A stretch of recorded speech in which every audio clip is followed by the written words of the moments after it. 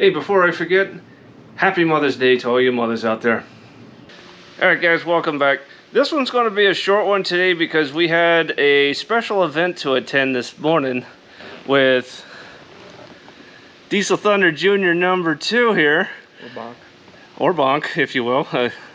If you guys watched the Phantom Bites video, you can see why he earned the nickname Bonk when engine panel door 92, was it left or right? Right. Yeah, 92 right, thumped him on the head. Anyway, so he had his final high school ROTC event, and that's where we were this morning.